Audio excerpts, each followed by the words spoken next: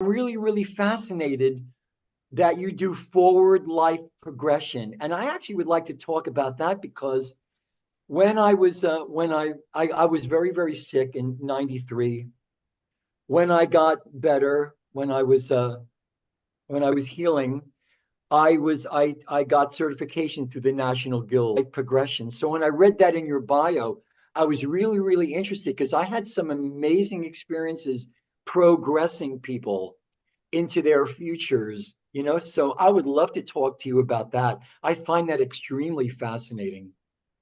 It kind of, the first time it happened, I didn't know that that was going to happen. We were actually going to work on an issue in this woman's marriage. And when I set up the hypnotherapy, we were actually going to regress, but I was going to travel in, and it just happened to be going in the future. And we never even talked about the marriage, but everything that happened to her that afternoon shifted her energy and worked out the issue that she was going to talk about. I absolutely love forward life progression since then, because you go there and your vibration is raised and your frequency is raised. And when you come back with that raised frequency, it impacts the rest of your life. It certainly does. You know, before we get really started, I went to a gematria calculator on the internet and I calculated your name in Hebrew gematria, in English, in Greek gematria. You ready for this one? Yeah. You know, for those out there that aren't totally familiar with gematria, it's the numeric. You take the numerical value, and you find other phrases, usually in the Bible, that had that same numerical value. Well, I found a lot of really interesting ones for Nori love. Are you ready for these? Now, these are words or phrases that have the same numerical gematrian value. In the Hebrew gematria, I think your Nori love equals 954 in the Hebrew gematria. In the English gematria, 660, almost close, but no banana. And in the symbol gematria, 110. But here's a few phrases that that match with Nori love. Taco Tuesday, Taco Tuesday, Beetlejuice, Donald Trump arrested. Um, let's see. I love this. Um, can I say make love in a car? Let's see. What else? Going to Hyperborea, the land beyond the poles, the land of the far north. Another phrase, there's only one God. I love that. The prime creator's commands. I love this. It's interesting. So if you're curious, oh, should be eaten and not smoked. Any of that except Taco Tuesday sounded festive. Yeah, and and last but not least, oh, so long and thanks for all the fish. And last but not least, Isis, Horus, Osiris. Oh, well, that's something. Matches your match. Yes. I feel very Yeah. drawn to Egyptian history. Baby. Yes. Interestingly, when I we were just doing stopped. in talking about future life progressions, what Johnny Murray has been doing for a very long time behind the harmonic concordance in 2003, the grand quintiles of 2004. And I have a funny feeling that Johnny's possibly been doing more surfing into the future, more progressions into the future astrologically. And I wouldn't be surprised if he's found something else, something really relevant and profound relative to our situation here on the planet, because we are going through stuff. We are in the midst of changes. As you know, Nori, and I'm sure this is like talking, this is more than like talk profound, so significant that we really do need in order to transition we peacefully, safely, to really thrive in this period of time that we call a fourth interview, let's see, can do, not just be innocent or not so innocent bystanders, to really have an active role in what's happening. That's the reason we're here, you know? Absolutely. I'd love to hear your take on this. I believe that our original creation contract, what we call the Templar, the planetary Templar, the series of stargates on the planet that allow access to the interdimensional interstellar stargates, which are basically and the stargates within ourselves, the gates of light as we know them in Kabbalah, Kabbalistic work, and of the greatest and most sincere and dedicated service. I think what's required is that a greater framework to understand the larger context of these changes and what's going on. So if you have any, I like to, it's all so often someone asks a question, even in like an interview format, and then I just go on, blah, blah, blah, blah, blah, you know. Um, I really want to engage in more dialogue these days. Of course, I have a lot to share. So do you, Nori. In reading your bio, I was just like, I was really plugged in. We have so much in common. I think a lot of us do. I think it's the reason we're all here together. We share so much. Absolutely. And I think a lot of our lives have been looking to be able to share that, share our joys, share our interests, share our pain, with those of like minds. And I think Wish Alliance, Galactic Alliance, the CAN Network, I think these are focal points that really, they're like magnetic, they're strange attractors, sometimes really strange, that allow us to come together and sharing it. It's all about that. We all have a piece of this. I know I talk to people now and then and they go, when am I going to be on a spaceship? When am I going to see an angel at the foot of my bed? Well, maybe you're just not looking in the right places. Maybe you're looking like Irvin Cow. Maybe you're just looking for love in all the wrong places. Maybe you're just not looking at yourself. Maybe you're just not turning your eyes and your heart inward. Those of us that have had a lot of this contact experience, a lot of us didn't ask for it. A lot of us didn't. We probably did. I'm sure we did. A lot of this is contractual. My walk-in, for example, no doubt about it was contractual. The fact is, my walk-in came at 6 years old. I think a lot of you already know this. When I was hit by a car, I was probably meant to have this experience later on. I think, Kevin, a lot of us understand this. But because my life was on the line, my life down here in 3D was on the line, there was direct angelic intervention. Normally, in my understanding, the angelics, they don't like to interfere or be actively present. It's very risky for them. You come all the way down in 3D, you can get trapped here. A lot of us are trapped angels down here. But it had to happen when I was 6 because that car, we estimate, was going about 60 miles an hour. I was hit head on. And the force of the impact threw me up in the air and down the street 50, 60 feet, soft landing, not a scratch. And that's when this stuff started to come in. Now, the walk-in started to walk out immediately after it walked in. But it was there long enough. I shared consciousness with it, them, me, more of me, actually, more of me, for about 10, 11 years. And of course, when it didn't happen, I didn't have the framework. I didn't have the reference to understand what was happening. A lot of children have imaginary playmates, right? Well, I was an imaginary playmate. Some of my imaginary playmates were like, angels, and I knew all their names. I'm not surprised that my mother wanted to send me to a psychiatrist. My father said no. In the meantime, of course, taking notes, Oh, he's crazy, Eddie. Oh, he might be crazy, but let's turn the tape recorder on, that kind of thing. So now I understand that this was a contract. And so this is why, just wrapping all this section up, I think we all have a part to play. I think we're all contracted to do very important work on this planet. Without us coming together like this, it's not going to work. It's failed so many times in my paradigm, in my understanding, Nori.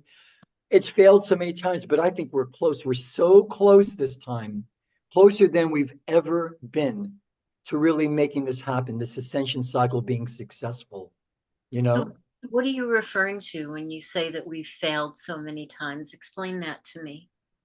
That since what I term the original fall from grace, there are time periods in a planet's evolution where the possibilities of ascension are very, very high.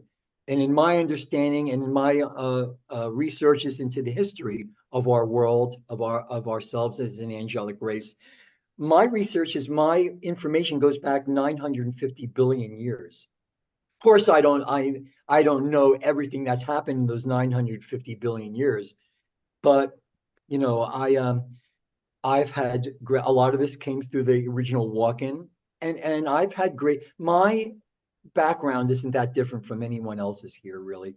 I've had great teachers, great mentors. Of course, there was the walk-in experience. I joined a magical fraternity many, many years ago, so I had access to a lot of private libraries and information.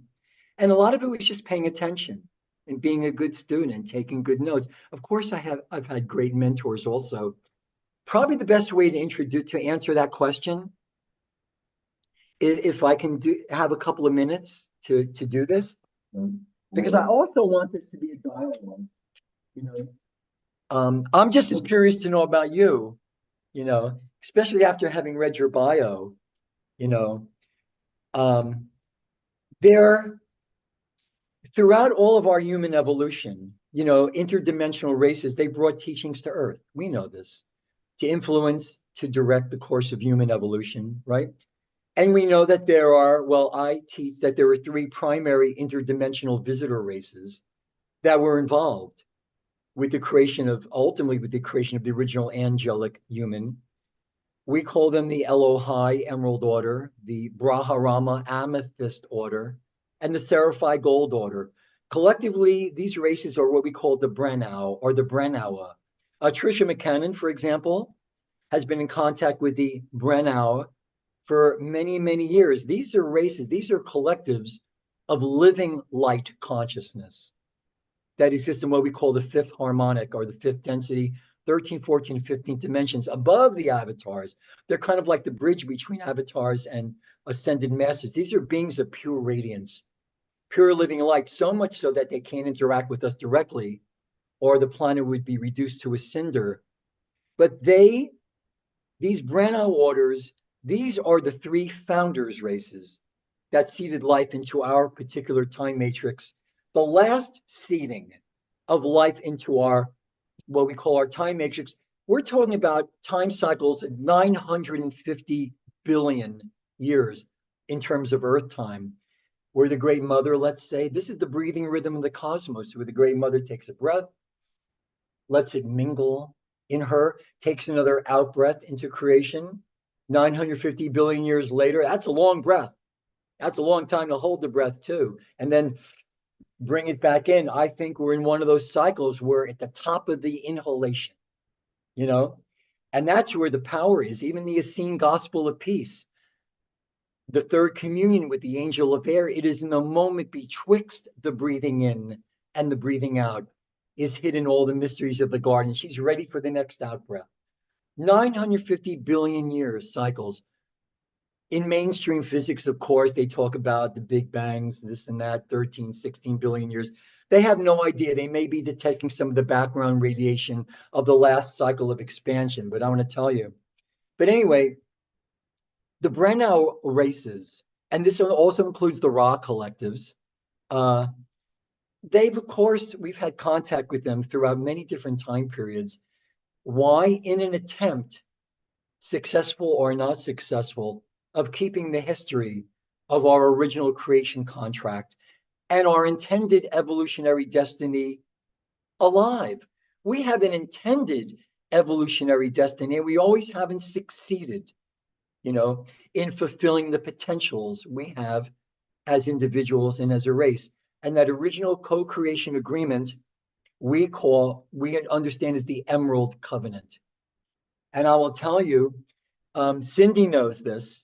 For many years in the New Life Expos, I did presentations on the Wizard of Oz, and I know Cindy is like, when is he going to do it again? When's he going to do it again? Because, sorry, Cindy. If you understand that L. Frank Baum, who wrote the original series of 14 Oz books, 14 Stations of the Cross, 14 Rare Earth Elements, 14s all over the place.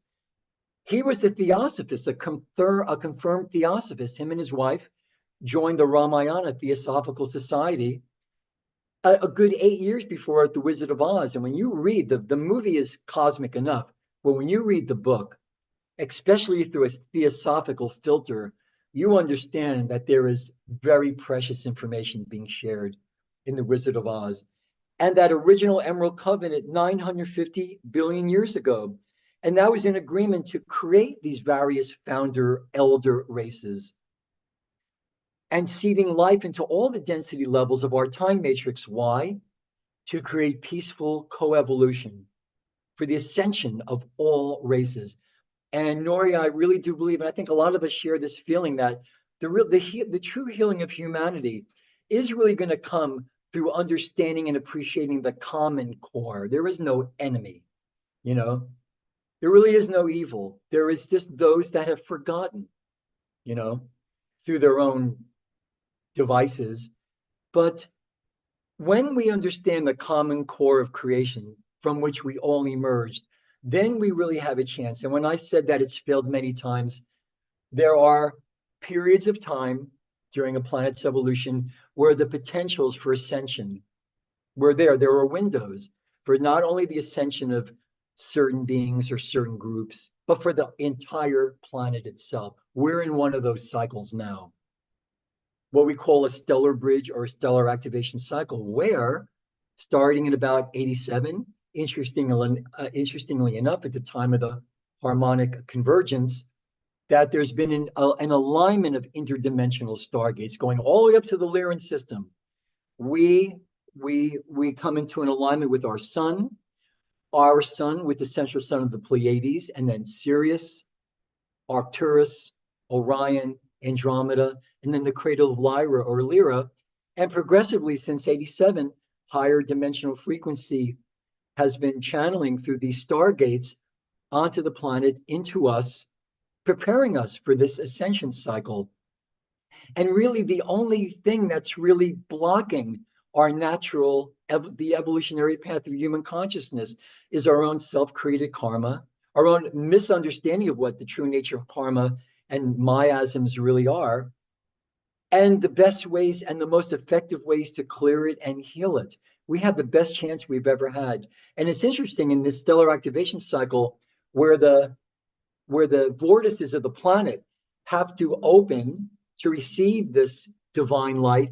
There's also a closing cycle where the vortices on the planet, they've opened, they've received this divine influx, and now they are meant to close, because you can't keep them open longer than they need to, and you got to close them when on schedule. And it's interestingly enough, of all the 7 major vortices on the planet, the one that's scheduled to close now, its epicenter is in Russia, but there are many secondary vortices, guess where?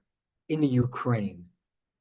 So when you look at these conflicts from a little more elevated perspective, you see what the higher agendas are, probably not even known to them down here. By them, you know who I'm talking about. Them. Remember that movie, Them? They were giant ants, which is very, very interesting, because a lot of the digressive consciousness is in the form of insect consciousness, which we won't get into today. But that's basically the short story of that. And so I don't know how much time we have for this, but I want to do a more dialogue. I want to hear more about, I'm actually really interested in the future life progressions and the forward life, because when we were doing them in the 90s, there seemed to be a firewall. Nori, have you noticed when you've done your work, there was a firewall at 2012. They couldn't see past 2012.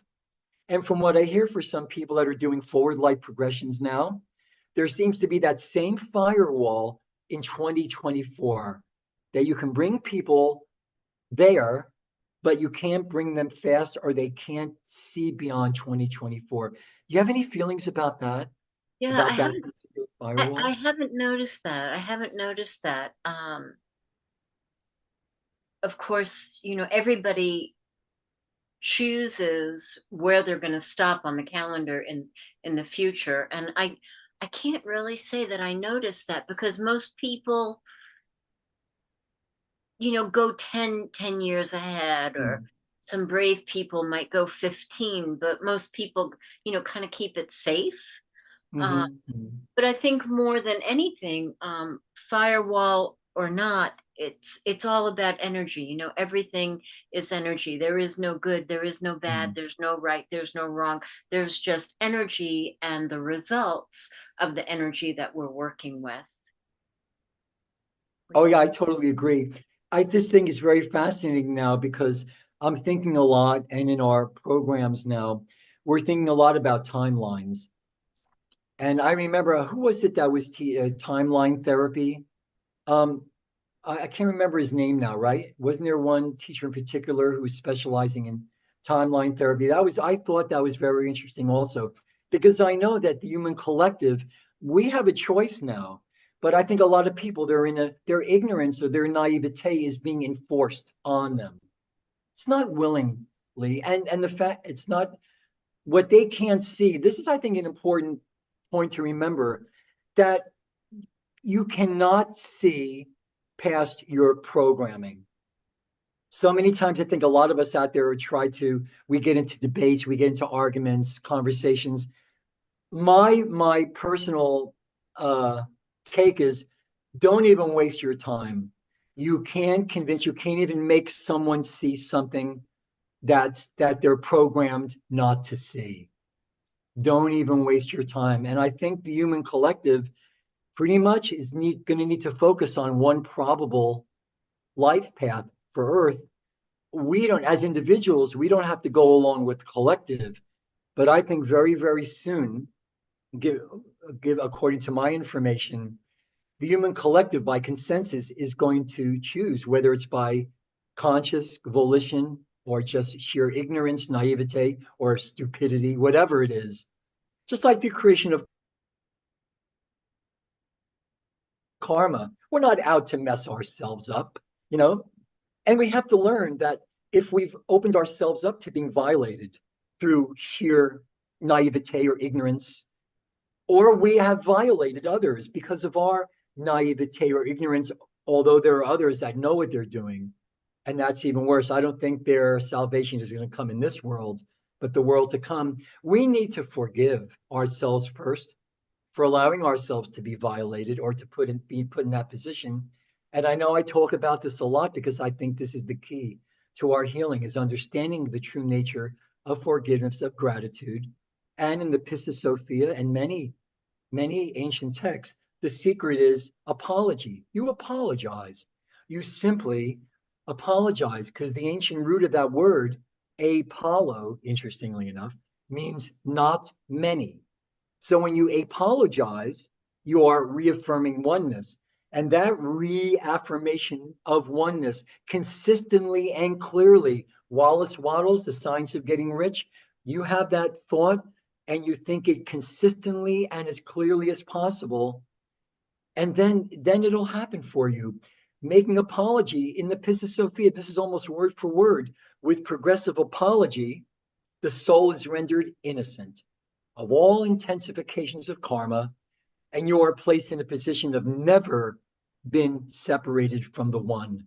So these things like forgiveness, I think a lot of our work, whether it's in the context of hypnotherapy, Reiki, I think it's helping people come to that realization that if they're going to progress further, and this goes for all of us, and not just lip service, we need to understand the true nature of forgiveness, gratitude, all the spiritual attitudes and etiquette of mastery. We need to understand the true nature of karma, and we need to really make the effort in the spirit of service, sincere and dedicated service, not just to ourselves, but to each and every one of us and the planet. That's what I think. Yeah. That's and what I and, think. and I think that, if you don't know what to do during this time, um, being of service will bring you to the answers Mhm. of what to do next.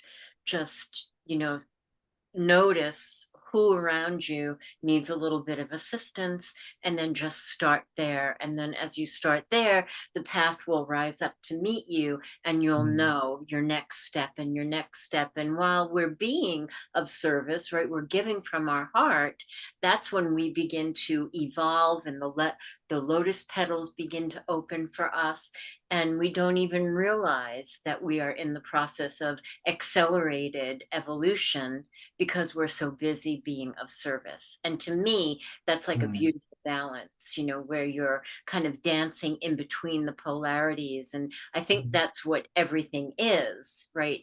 Being a steady vibration, no matter what the polarities on either side of you might want to pull you toward.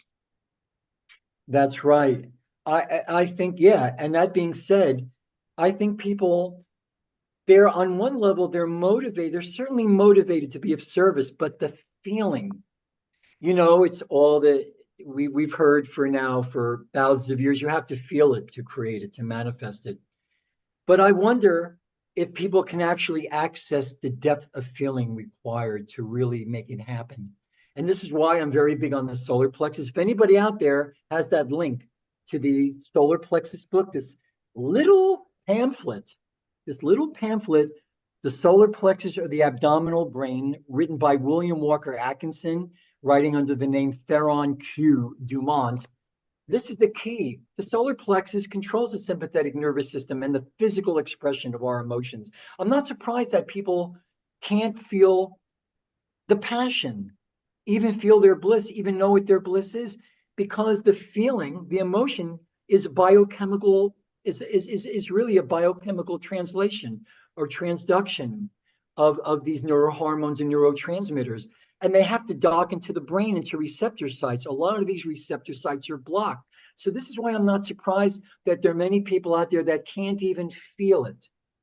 They can't even summon up the motivation, the ambition to want to be of service. And you have to go from the mental intention. You have to let that intention become the emotional substance. And you have to find a way to get it into the planetary core. So, like you said, Nori, so it can be of service not only to you, but of the planet. And that is the greatest success. When you can find a way to be of service, and if anybody out there doesn't know at this point, that's fine. Ask. If you don't know what to wish to manifest, ask what's that one thing, or how you could be of the greatest service to yourself, to God, to all of us, to the collective. And if the intention is clear and it's held consistently, as Wallace Wattles would say, and with gratitude, and not waiting till you get the gift, while you're focusing on the intention, be grateful for the fact that we have been given the gift of thought to manifest our dreams. Because gratitude does something very special. Gratitude actually is a magnetic force that unites your brain and your solar plexus. Where? In the heart space. So understanding and being in, as much as we can, a state of perpetual gratitude for all the gifts of spirit, you know?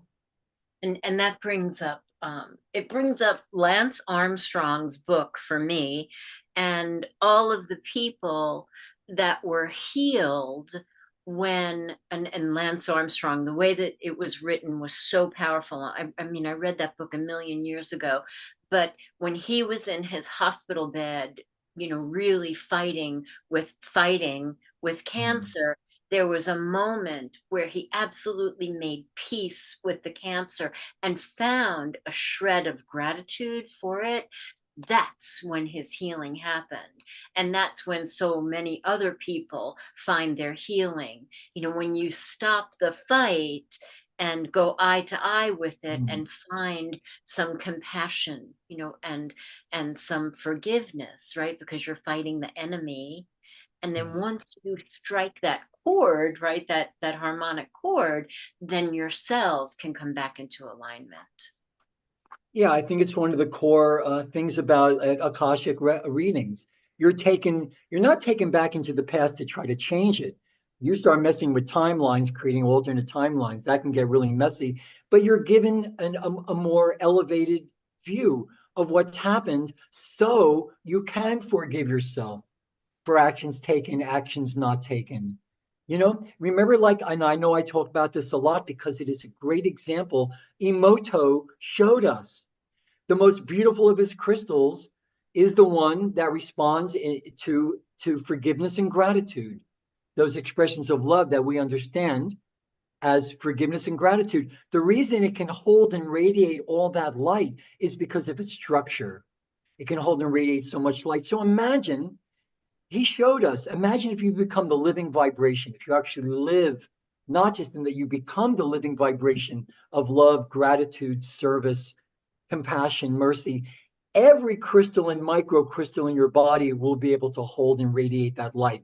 That's when, in terms of healing, that's when you become Nori. And I know you understand this. And those of us that are into the healing facilitation, you then become a presence healer. You heal by your very presence. I doubt whether Jesus was a certified Reiki practitioner, Right. or like, right?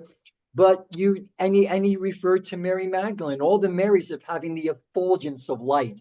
You walk the world and you heal by your presence alone.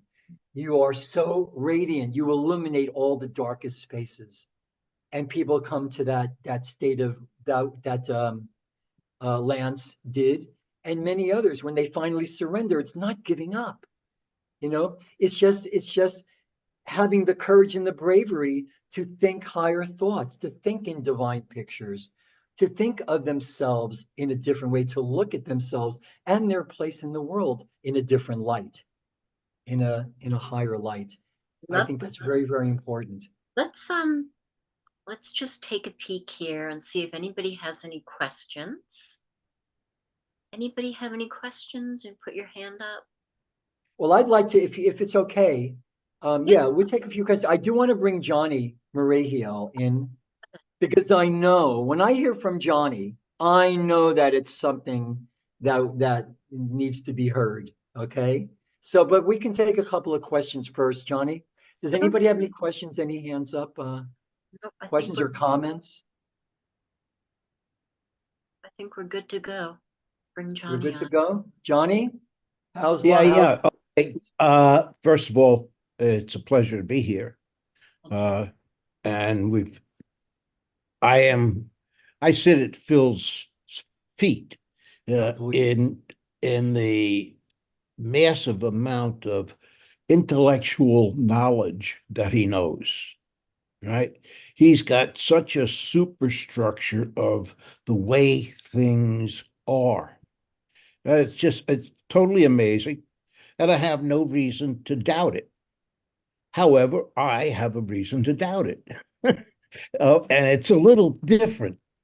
My doubt, Phil, is that I believe that the person that you need to work on in order to facilitate an awareness of the change coming is you, me.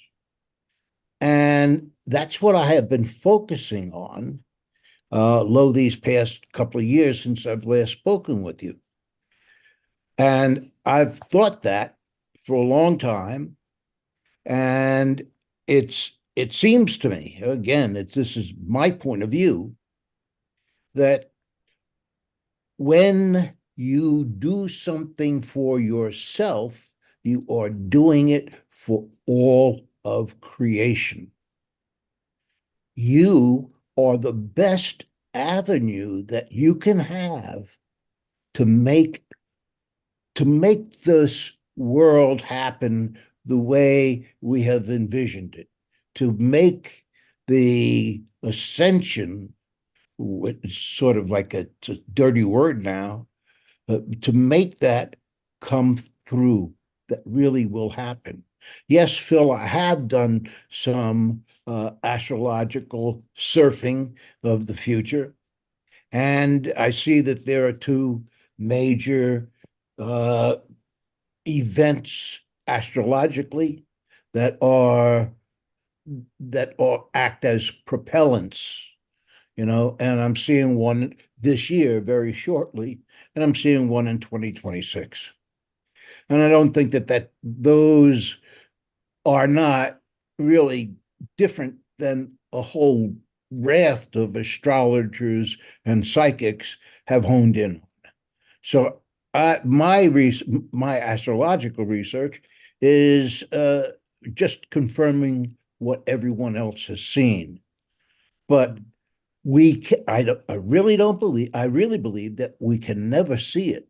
We can never attain it for ourselves unless we work on ourselves, unless we have meditation, unless we meditate on it, unless we, uh, you know, the other day I had a very wonderful experience where I felt totally embraced all around, 360 degrees around me, felt totally embraced by spirit. Now, that embrace of spirit is where, when I am in that state, that's where I can affect the change for everyone. That's where I can, and I'm not talking about our local folks here in even in our local galaxy, but I'm talking about everyone, every sentient being, whether it's insectoid or what's the other one? um, there are different kinds of phrases out there, right, Phil? Yeah, So, innumerable. Yeah. right. And so where I stand is that every day I begin the day with love, gratitude, and forgiveness. And I've learned those things uh, partially from Greg Braden, right? I've learned them from a lot of different sources. So I don't want to disagree with you, Phil, but I think the key to our own evolution is to work on our own selves. Well, I think that's what we've been talking about. I think for the last 45 minutes, it's another confirmation. Yes, we're not in any disagreement at all. At the crux of what we're all talking about is exactly what you stated. There's no disagreement here, certainly from where I'm coming from, you Okay, know. cool. I Yeah, still love you then. I still love you, Johnny. He's got to try to get something in there, you know. No. Why do I want to get in? I just wanted to say that I I know. love you, you know? I And love you and too. Phil and I know each other for what? 30 years more? Yeah, yeah, something like that. And you know, he Can you imagine? has, he's constantly putting forth ideas which help me. I mean, it's not that I disbelieve any of his stuff, because it's all fathomable. Uh, I've been doing a lot of uh, work on it, listening to a lot of Rudolf Steiner's work, right? Hmm. And he has a very elaborate and very detailed explanation of how everything works in the world, in not only the world, but in creation. Yeah. And he's a good guy, but he still leaves me a little bit short. I Well, now you've crossed the line, John. okay, all right, We'll continue this. We'll continue this. Anyway, I know we only have what, about 10 more minutes. okay, Does anybody have any questions or comments? Thanks, Johnny. It's always great okay. to see you. I love you dearly. I'll be back in the States April and May, so get the thing ready. You can wash my feet then. All right. Okay. We hope All right. so. I hope to see you Okay. then. Sure. Anybody else? Nori, anybody? Don't see any questions right now. I would like to hear a little bit about your study in light language, since that's a bit of a hot topic lately. Well, yeah, it's interesting. I find it very interesting now, and I think a lot of you will uh, agree. a lot of the channelers of light language, aren't they beginning to sound very similar? Right? There's a little bit of Native American, a little bit of Asian language, a little bit of this, a little bit of that, because it's a very simple reason. The languages we're going to begin to channel are the ones that are closest to us genetically. Okay. As the fourth, fifth, sixth strands begin their activation sequences, we're going to be able to access knowledge, wisdom, whatever, love from our own higher identities in those dimensional levels. For example, when we talk about the Pleiades, yes, there are all these star systems in our three-dimensional space, but basically, we know this. When we talk about the Pleiades, we're talking about fifth dimensional identities, angelics, soul matrix.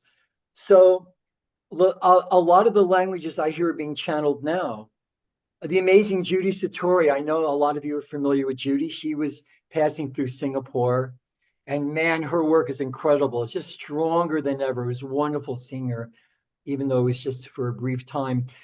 A lot of the languages we're going to channel are the ones that are closest to us genetically.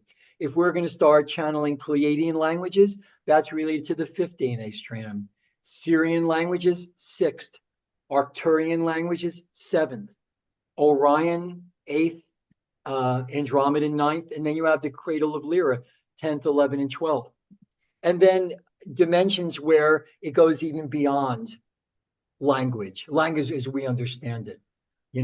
But I have noticed that a lot of these languages are beginning to sound very similar. And listening especially to Judy the other night, or Jody, or any one of us that channels, I'm beginning to channel myself. I'm channeling this redneck from Tennessee, and his name is Billy Ray Chestnut. I'll talk about Billy. No, joking. But well, Billy Ray says, I just broke up with my girlfriend the other day, and everybody goes, oh, and I'll go, oh, that's okay. She said we can still be cousins. That's Billy Ray Chestnut. See, I go into the mode and then I forget my thought. Oh, so yeah, the DNA. But to channel these languages clearly, I noticed, especially when I was listening to Judy the other night, the language, all language translates into electromagnetic impulse, whether it's written, spoken, sung, toned, chanted, whatever. And the light language are keys that open up locks, the gates of light within us. I can translate some of these languages, some of these Pleiadian languages. It's all relative to level of DNA activation. And the thing is, and maybe to really make this point very clear, we are built to ascend. We are built to naturally develop these flame bodies, or whatever you want, the Merkaba bodies, the Merkabas, the Merkaba fields, the Merkaba vehicles. It's a natural consequence of what's happening during this time cycle. The only thing that's blocking it is really the result of our own disharmonic and inharmonic thoughts. We need to understand that we're like the genie. The genie, when you look at the stories of the jinn and whatnot, the genie has to grant the wish. No matter, the genie might be thinking, oh my God, it's going to come back to haunt them. But they have no choice. Every thought we think is going to be manifest in our world. This is why I always recommend Charles Haanel's The Master Key. The Master Key, it was originally a mail order program in 1910, got permission from his lodge to publish it in 1916. This is a 24-week program, and anybody out there can access a PDF scanned copy of the Master Key. It teaches us how to control our thoughts.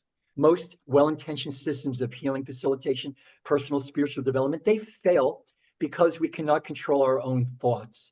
Once we learn how to control our thoughts and stay focused, then we can manifest our true heart's desire in service to the world in a much higher mantle of personal and interpersonal responsibility and dedicated and sincere service. I don't think, as Johnny mentioned, and Nori, and I think all of us understand, to be of sincere and dedicated service is the greatest gift that we have to give to ourselves and each other. And we can't be effective out there unless we really come to peace with ourselves. Look at all the legends, the Native American, the first world nations. Before the Christ comes, the peacemaker comes. that you have to make peace with yourself. You have to forgive. You have to understand the true nature of forgiveness and make progressive apology. And that's the willingness to do it. That's the reaffirmation of oneness. And I think there's nothing more powerful than that. I've seen that and that alone, as many of us know, that can heal anything if it's our will, and our will in line with divine will, I Beautiful, think. beautiful, Yeah. beautiful. Thank you. Thank you. Okay. Anybody have any questions or anything you'd like to contribute to the conversation? Kevin has a question. Yeah, Cindy. I have a question after Kevin, but Kevin, you put a question in the chat. Yes, okay. I didn't know we could unmute. I can ask the question to Phil directly. I was given some information recently about creating timelines and co-creating timelines from the void of consciousness itself. But it's not void as the name suggests, but it's full of possibilities, full of potential, and it's where timelines are created from. And I just wondered what your take on that was in relation to your knowledge and experience. I got a big take on it, but it's one of the most complex subjects. I mean, imagine races being able to actually affect timelines, restitch. My latest information is, and I know this may come as a surprise to some, maybe not, that we're being reconnected to a timeline that we were disconnected from in 1987, almost to the extent that the last 23, 24, 25 years didn't happen. Happened on another timeline. It's some of the most, it's probably, maybe I'll do a webinar just on the art and science of timelines. But it is some of the most, I mean, admittedly, when we're talking about timelines and the consciousness of time itself, it is by nature a very complex subject. When we're talking about our multidimensional anatomy, there's only so far you can simplify and or dilute this work. I don't do that anymore. I don't even try. I think I've gotten really good all these years of making it available to people. But there is only a limit to how much you can simplify when you get into, right, Nori, where you start to get into oversimplification and a lot is lost. These subjects and topics, like our true history, multidimensional anatomy, the mechanics of ascension, they're by their nature very complex. And this is why in the old Ascension schools, decades and decades, while you're learning these mechanics, you also learn the spiritual etiquette. None of these advanced techniques would be given to you unless you demonstrated a grasp of the wisdom, converting knowledge into wisdom. You know, it took decades, and now we're being given this information fast and furious. And they're trusting.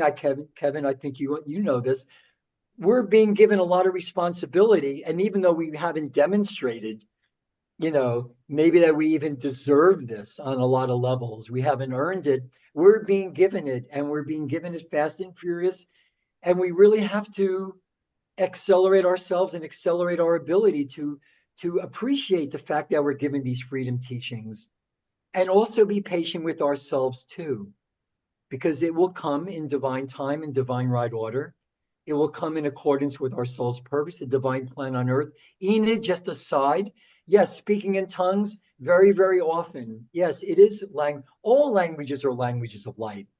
Everything, as Nori alluded to earlier, everything is light.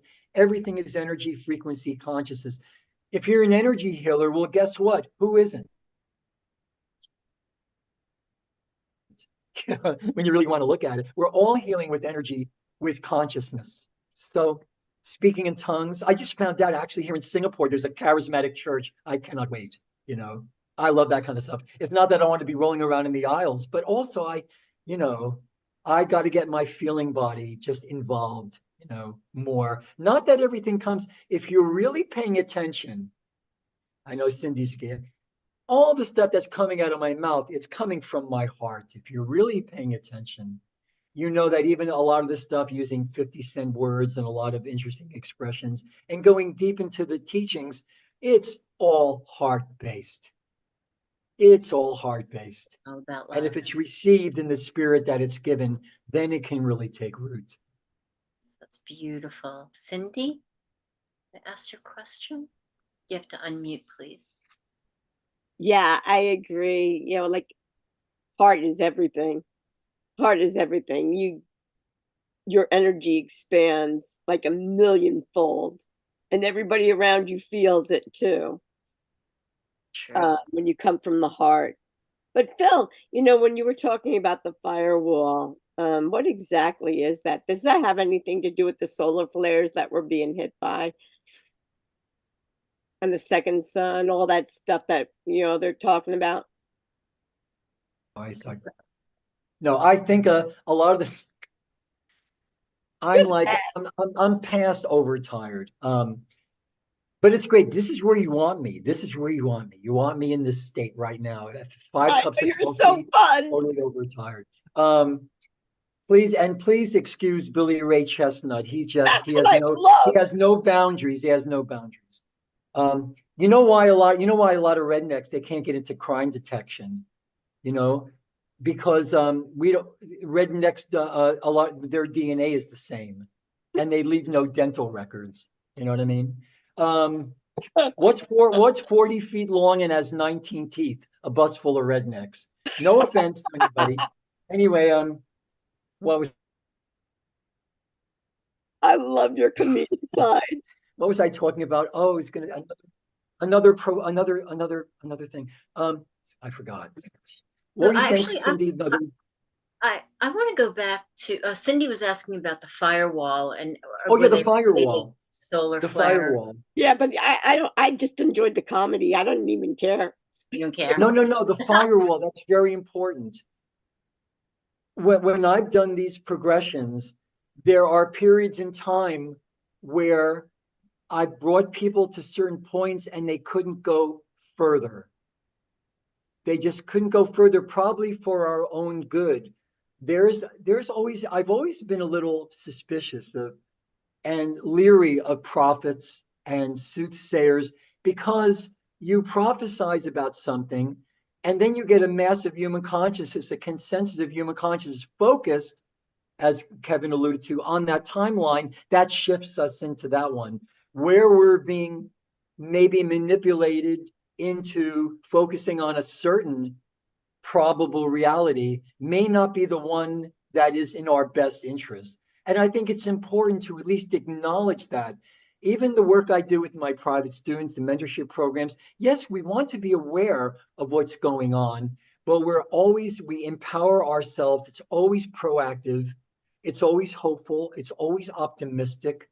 You know, that's where it's really rooted. We need to be aware of what's happening, like I said, but our work is always looking for the highest common denominator. And I'd like to just go back for a minute. It always doesn't work for a lot of people. But I know, but there was something about the firewall. Yeah. Yeah.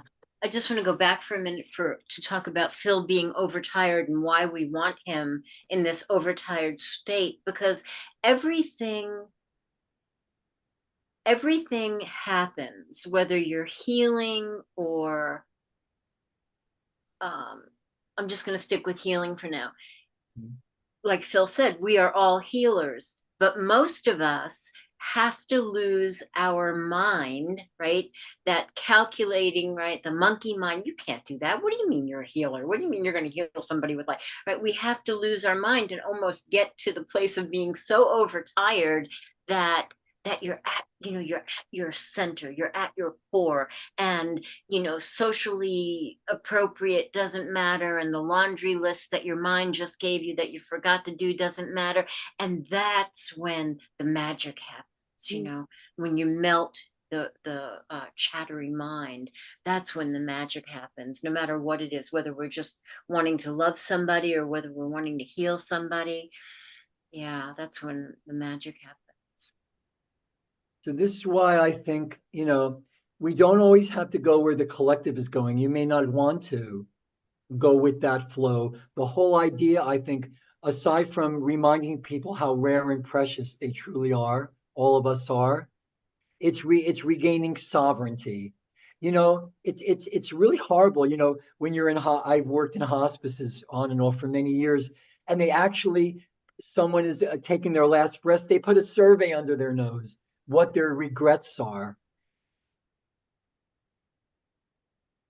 You know, and I don't know how many people out there are familiar, but there is the major regrets of people that are dying. And I'll tell you, if there's anything you can take to the bank, it's what's on people's minds right before they transition. And you know what the top regret of dying people is? The top regret of dying people is they didn't live a life true to themselves. They didn't have the courage to live a life that was true to themselves. And I'll tell you, if you can take anything to the bank, it's what's on people's minds just before they transition. You know, and one of the whole ideas is to transition consciously. Yes. Yeah, it's very, very important. That's a lot of our work. A lot of our work. Yeah, and how do we practice for that?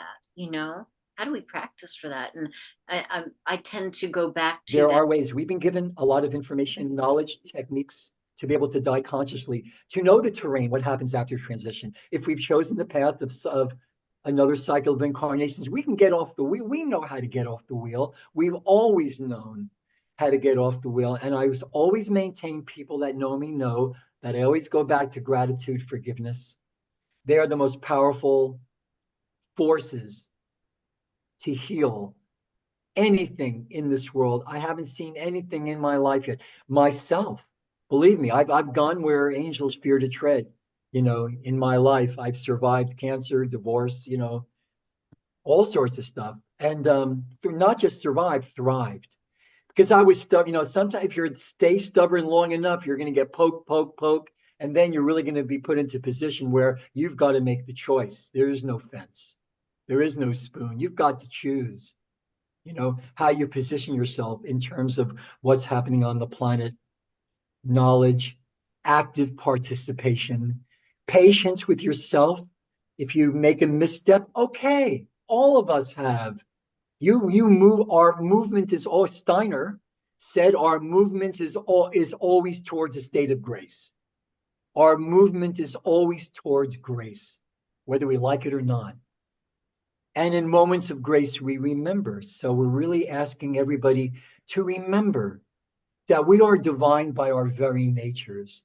And the fact that we're here implies there's a purpose, and there is a divine purpose to all of us being here. How can anybody really understand and integrate that and not feel good about themselves and not have to suffer from any loss of self, negative self-image? Maxwell Maltz, if you remember, psycho-cybernetics. This is what paved the way for NLP. He was a plastic surgeon. He made people look beautiful, but they didn't feel better about themselves. Why? Because they had a negative self-image. You cannot manifest anything that is contrary to yourself, to a negative self-image. Don't even try. So if anything, our work, I think, helps people understand and embody is that our divinity is intrinsic, and our ability to effect healing, to extend love to all of creation, to be clear channels that the love of God, or whatever you imagine that wholeness to be, give it to the world. And we can be that for ourselves, for each other, for all of creation. Beautiful. I have a little funny story about what you're talking about. Like, the one thing that you don't want to regret is what you didn't do on the other side. Remember that time in 2012 when everybody thought it was going to be the end of the world? I had wanted to do a tarot book for years and years and years. But 2012, I thought, just in case they're right, on December 21st, 2012, I don't want to meet my maker and not have it written my tarot book. And that was the year that I wrote the damn thing.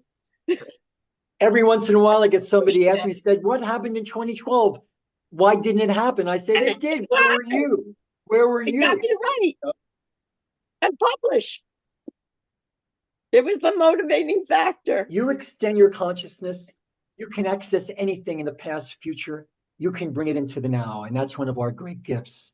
And we'll probably talk more about that. Maybe the next one is going to be about time, understanding the consciousness of time itself, which is why when we sleep, dream is very important. When we dream, I've said this before, our consciousness detaches from its normal 3D focus and it goes into some of the lower mid-astrals. I wonder if people understand it's going into the future. When we dream, we are mingling with future identities. The trick is bringing that back, what we gained in that dream state. And JJ, again, I want to apologize. You know, I hope I didn't offend you or any hillbillies out there. You know, I know you're not a hillbilly. You know, the original Mason-Dixon line goes through New Jersey. If anybody is familiar with the grasslands in South Jersey, man, that's as redneck as you can get, New Jersey. And, you know, me and Mariana Hernandez, you know, our trip to Israel, of course, didn't work this year. We thought, we know you don't have to go to Machu Picchu. You don't have to go to you don't have to go to all these places. We want to design trips, spiritual journeys right in our own backyard. There are places we can go.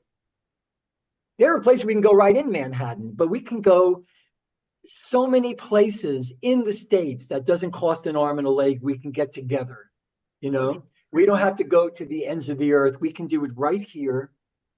There are so many amazing journeys that, and we're now working on designing a few where people just don't have to just deplete their life savings. I see the cost of these trips nowadays. My God, you know, my mind must still be back in 1970 or something like that. I'm thinking, wow. So we want to design some spiritual journeys. Marianne, I know a lot of you out there are familiar with her work. This is a Magdalene channel who actually reads and speaks Aramaic. Whoa. And we're going to design some more local journeying and spiritual trips right in our own backyard, right in the good old USA, you know. Marianne Yeah. Savino? No, Mariana Leah Hernandez. Oh, Marianne. Oh, Marianne Savino, that she's on an entirely different level. Again, we all have these amazing gifts. We all have these amazing, amazing gifts, expressions of love to give to each other. And I'm just so thankful, Nori, for taking the helm, for anchoring this one. Sheila, of course, all of you. You know, I see a lot of names I haven't seen lately. I've been, you know, sort of off the grid for a while. But it's Welcome great back. seeing you, seeing all of you again. You know. Welcome back. And Thank you. I so look forward to the day where we're not gathering on Zoom, but maybe in a spiritual intentional community. Wouldn't that be amazing to really be living next to all of the cool people that are here tonight? Can you imagine what the vibration of that neighborhood would feel like? Off the charts. The idea, Nori, you hit the nail on the proverbial head. If we all come together in unity with a common purpose, this is what's hope. This is the great hope. This is the great hope for humankind, that we can finally achieve that, you know. And I think, this is community. Yeah. And there's so many faces. This is community just as much, I believe. Of course, it's great to come together, you know. I imagine we'll probably spend most of the time hugging each other, you know, when we actually see each other in the flesh. But this is the community. We are kindred here, and never to lose sight of that. So many of the old fam are back tonight. Yay. You know, that old gang of mine, you know. Yeah. And the original, you. Does anybody... We're here again to give it our best shot. One more for the Gipper, you know, and I am eternally optimistic, realistic optimistic, you know. And I always said the only thing that didn't escape from Pandora's box was hope, and there's a reason for that. Yeah, that text I got from you at the beginning. I believe that hope pandemic that it all started. For people that have lost hope, they've lost. People that have lost hope, I believe personally, they've lost the plot. You know, yeah. So, well, thanks again for the opportunity to Phil. share. Yeah. Thank you so much. Thank you, everybody, for hanging it through the little snafu with technology. Sorry about that. So good being here. Thank you so much, everybody.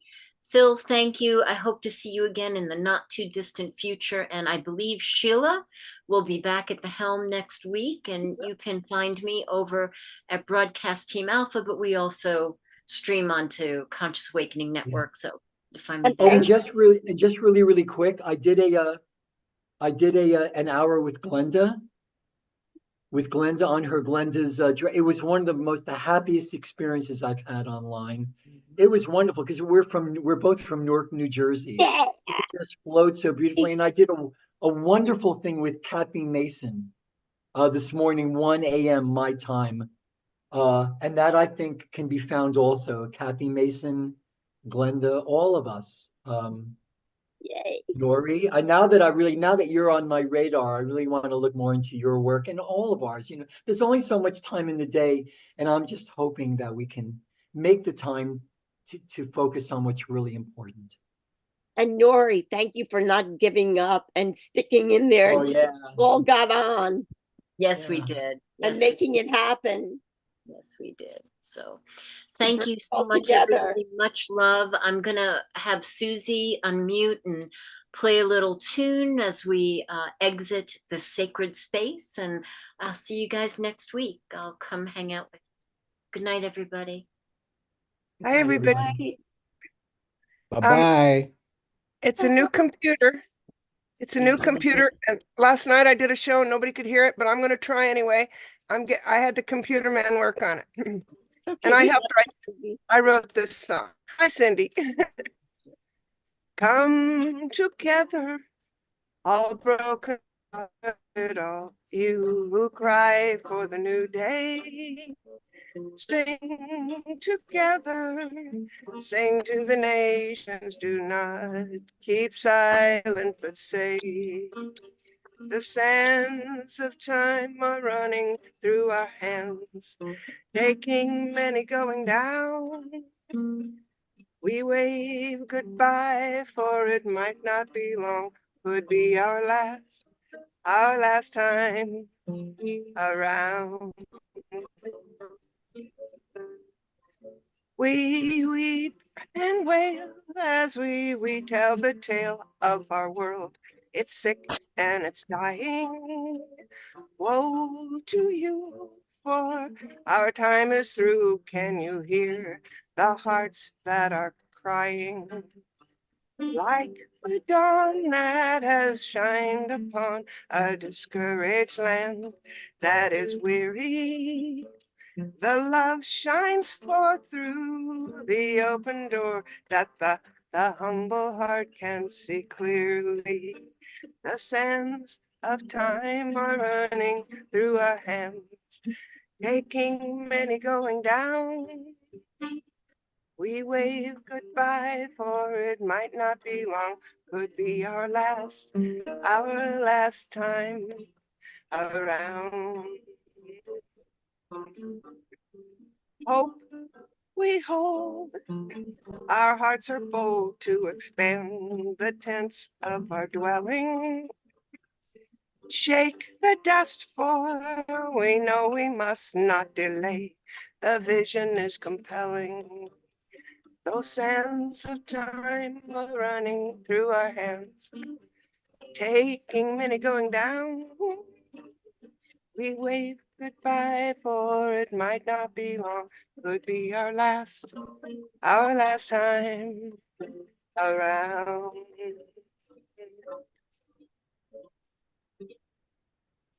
That was Thank beautiful. You wrote that? Thank Yeah, you. me and a couple, we called ourselves the Sisters of Liberty. Beautiful. Good. Love you. Love you all so much. Take Mwah. care, everybody. Much love. Bye-bye. Big hug. Bye, Bye-bye. everybody. Love you guys. Good night. Thanks, Phil. What a great night.